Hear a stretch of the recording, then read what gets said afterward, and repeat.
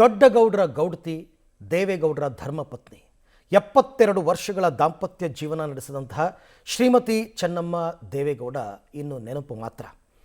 ಪದ್ಮನಾಭನಗರದ ದೇವೇಗೌಡರ ನಿವಾಸದಲ್ಲಿ ಚೆನ್ನಮ್ಮನವರ ಪಾರ್ಥಿವ ಶರೀರಕ್ಕೆ ಕುಟುಂಬಸ್ಥರೆಲ್ಲ ಅಂತಿಮ ಪೂಜೆಯನ್ನು ಸಲ್ಲಿಸಿದರು ಇವತ್ತು ಬೆಳಿಗ್ಗೆ.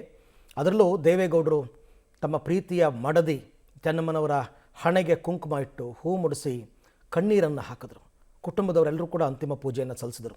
ಈ ಸಂದರ್ಭದಲ್ಲಿ ಅಂತಿಮ ದರ್ಶನವನ್ನು ಪಡೆಯೋದಕ್ಕೆ ಅಂತ ರಾಜಕಾರಣಿಗಳು, ಚಿತ್ರರಂಗದ ಗಣ್ಯರು ಎಲ್ಲರೂ ಕೂಡ ಬಂದರು, ಅಂತಿಮ ದರ್ಶನ ಪಡೆದರು, ಚೆನ್ನಮ್ಮನವರ ಗುಣಗಾನವನ್ನು ಮಾಡಿದರು.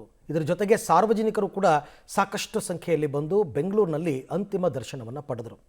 ನಿನ್ನೆ ಆಸ್ಪತ್ರೆಯಿಂದ ಪದ್ಮನಾಭನಗರದ ನಿವಾಸಕ್ಕೆ ಪಾರ್ಥಿವ ಶರೀರವನ್ನು ಕೊಂಡೊಯ್ದ ನಂತರ ಮಧ್ಯಾಹ್ನದವರೆಗೂ ಅಂತಿಮ ದರ್ಶನಕ್ಕೆ ವ್ಯವಸ್ಥೆಯನ್ನು ಮಾಡಲಾಗಿತ್ತು.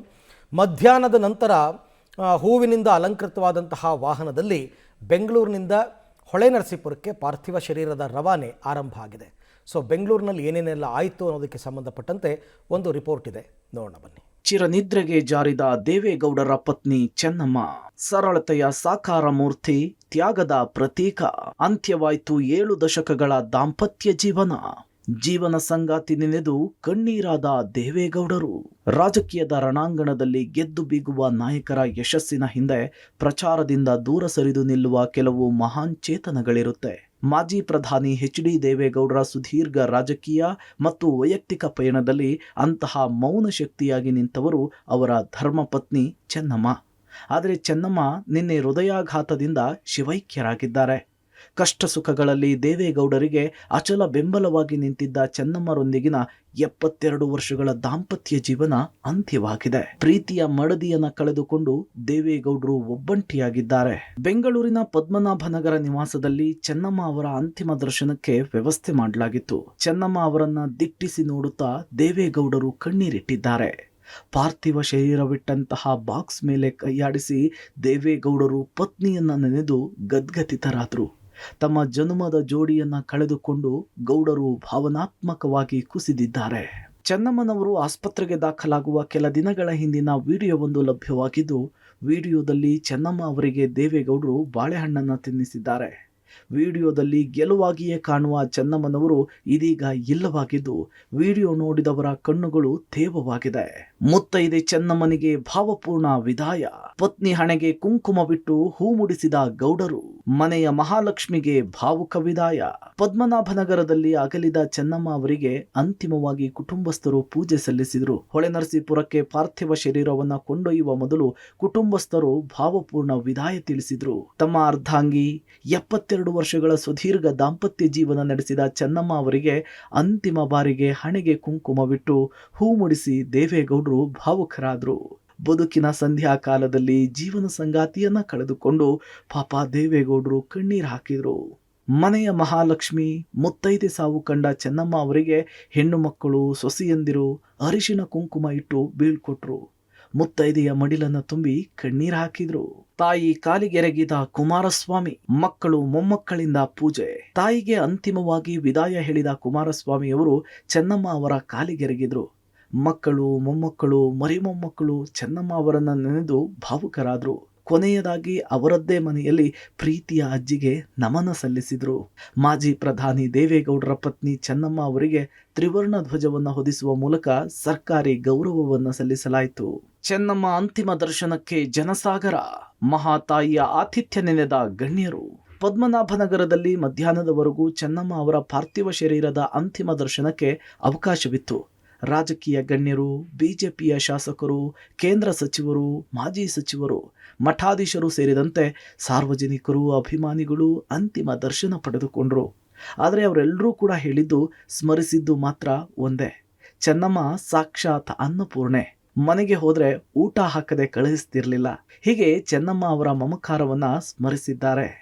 ನಮ್ಮ ತಂದೆಯವರು ದೇವೇಗೌಡರ ಒಡನಾಟ, ಆ ಹಿನ್ನೆಲೆಯಲ್ಲಿ ಹಲವಾರು ಬಾರಿ ತಾಯಿಯ ಕೈಯಿಂದ ತುತ್ತನ್ನು ತಿಂದಿರುವಂಥ ನೆನಪು, ಆ ದೇವಸ್ಥಾನ, ಆ ಪ್ರಸಾದ ಅವೆಲ್ಲವೂ ಕೂಡ ನೆನಪಾಗ್ತದೆ. ವಾತ್ಸಲ್ಯ ಮೂರ್ತಿ ಶ್ರೀಮತಿ ಚೆನ್ನಮ್ಮ ಅವರು. ಚೆನ್ನಮ್ಮ ಅವರ ಒಂದು ಅವ್ರ ನಡೆ ನುಡಿದಾಗ ಇಂಗ್ಲೀಷಿನ ಗಾದೆ ಇದೆ, there is a woman behind every successful man ಅಂತ. ಸೊ ಇದು ಚೆನ್ನಮ್ಮ ಅವರಿಗೆ ಹೇಳಿ ಮಾಡಿಸಿರುವಂಥ ಒಂದು ಗಾದೆ, there is a woman behind every successful man. ದಿವಂತರಾಗಿದ್ದಂಥ ಚೆನ್ನಮ್ಮ ಅವರು ನಮ್ಮ ಪದ್ಮನಾಭ ನಗರ ವಿಧಾನಸಭಾ ಕ್ಷೇತ್ರದಲ್ಲಿ ಬಹಳ ವರ್ಷಗಳಿಂದ ವಾಸ ಮಾಡ್ತಾರೆ. ನಾನು ಕೂಡ ಹಲವಾರು ಬಾರಿ ಮನೆಗೆ ಬಂದು ದೇವೇಗೌಡರ ಆಶೀರ್ವಾದಕ್ಕೆ ಬಂದಾಗ ಅವರು ನನಗೆ ಸಿಹಿ ಇರ್ಬೋದು, ಊಟ ಇರ್ಬೋದು, ಎಲ್ಲವನ್ನ ಕೊಟ್ಟಿದ್ದಾರೆ. ಸೊ ಒಂಥರ ತಾಯಿ ರೀತಿ ಯಾರೇ ಬರಲಿ, ಯಾವುದೇ ಪಕ್ಷದವ್ರು ಬಂದು ಕೂಡ ಒಂಥರ ತಾಯಿ ರೀತಿ ಅವರನ್ನು ಸತ್ಕರಿಸುವಂಥ ಮನೋಭಾವ ಮತ್ತು ದೇವೇಗೌಡರಿಗೆ ಸದಾ ಬೆನ್ನೆಲುಬಾಗಿ ಪ್ರಧಾನಮಂತ್ರಿಯಾಗಿ, ಮುಖ್ಯಮಂತ್ರಿಯಾಗಿ, ಮಕ್ಕಳು ಮುಖ್ಯಮಂತ್ರಿ ಆಗಿದ್ರು ಕೂಡ ಅವರು ಒಂದು ಕಿಂಚತ್ತೂ ಕೂಡ ಅಹಂ ಇಲ್ಲದೆ ನಡ್ಕೊಂಡಂತ ಒಬ್ಬ ತಾಯಿ.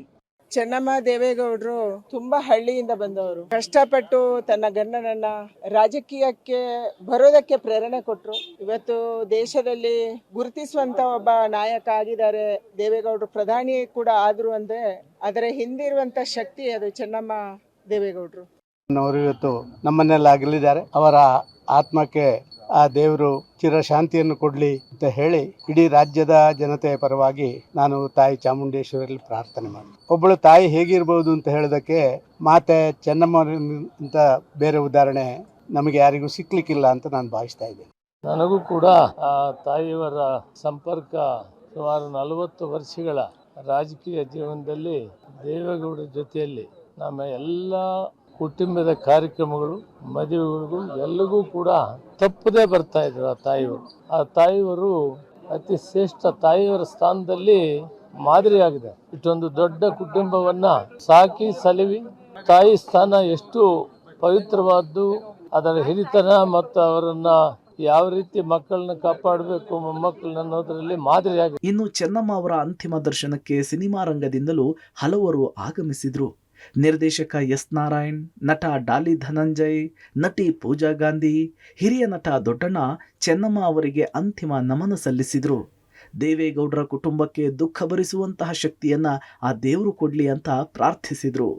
ಮಾಜಿ ಪ್ರಧಾನಿಗಳಾದ ಎಚ್.ಡಿ. ದೇವೇಗೌಡರ ಧರ್ಮಪತ್ನಿ ಚೆನ್ನಮ್ಮನವರು ದೈವಾಧೀನರಾಗಿದ್ದಾರೆ. ಮುಖ್ಯವಾಗಿ ಒಂದು ವಿಷಯ ಹೇಳೋದಕ್ಕೆ ಇಷ್ಟಪಡ್ತೀನಿ. 35 ಸಾವು ಎಷ್ಟು ತಾಯಿಂದ್ರಿಗೆ ಸಿಗೋಕೆ ಸಾಧ್ಯ? ಎಲ್ಲೋ ಒಂದು ಕಡೆ ದೇವೇಗೌಡರು, ನಾನು ಒಂದೇ ಜಿಲ್ಲೆಯವರು ಅಂತ ಹೇಳ್ಕೊಳ್ಳೋದಕ್ಕೆ ಹೆಮ್ಮೆ ಅನ್ಸುತ್ತೆ. ಆ ತಾಯಿ ಆತ್ಮಕ್ಕೆ ಶಾಂತಿ ಸಿಗ್ಲಿ ಅನ್ನೋದೇ ನನ್ನ ಅನಿಸಿಕೆ. ದಂಪತಿಗಳು ಹೇಗಿರಬೇಕು ಅಂತ ಈ ದಂಪತಿಗಳನ್ನು ನೋಡಿದ್ರೆ ನಮ್ಮೆಲ್ಲರಿಗೂ ಸ್ಫೂರ್ತಿ ಆಗುತ್ತೆ. ಎಲ್ರಿಗೂ ಬಹಳ ಆದರ್ಶವಾದಂಥ ದಂಪತಿಗಳು. ಪ್ರತಿ ಹಂತದಲ್ಲೂ ಒಬ್ಬರಿಗೊಬ್ಬರು ಆ ಪ್ರೀತಿಯಲ್ಲಿ ಕೊರತೆ ಇಲ್ಲದೆ ಅನ್ಯೋನ್ಯವಾಗಿ ಬದುಕಿ ಬಾಳಿದಂಥ ಅದ್ಭುತವಾದ ದಾಂಪತ್ಯ ಬದುಕು ಅಮ್ಮ ಅವ್ರದ್ದು.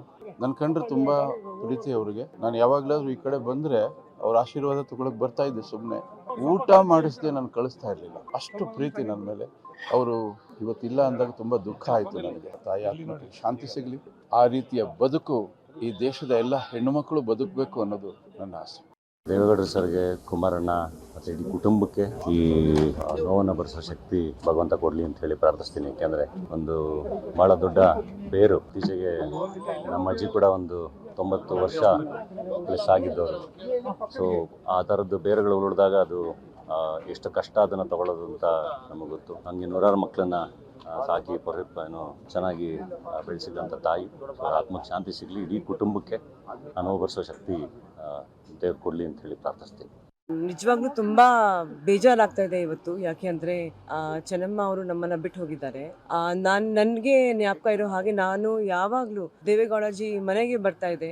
ಆವಾಗ ಅವರು ನಮ್ಗೆ ತುಂಬಾ ಪ್ರೀತಿಯಿಂದ ಮಾತಾಡ್ಸೋದು, ತುಂಬಾ ಪ್ರೀತಿಯಿಂದ ಊಟ ಮಾಡಿಸೋದು. ಸೊ ಅವರಲ್ಲಿರೋ ಒಂದು ಮಾತೃಭಾವ ಏನಿದೆ, ತಾಯಿ ಭಾವ ಏನಿದೆ ಅಂತ ನಿಜವಾಗ್ಲೂ ನಾವು ಒಂದು ಒಳ್ಳೆ ವ್ಯಕ್ತಿನ, ಒಳ್ಳೆ ಮಹಿಳೆನ ನಾವು ಮಿಸ್ ಮಾಡ್ಕೊಳ್ತೀವಿ ಅಂತ ನಾನು ಹೇಳೋಕೆ ಇಷ್ಟಪಡ್ತೀನಿ. ಹುಟ್ಟೂರಿಗೆ ಚೆನ್ನಮ್ಮ ಪಾರ್ಥಿವ ಶರೀರ.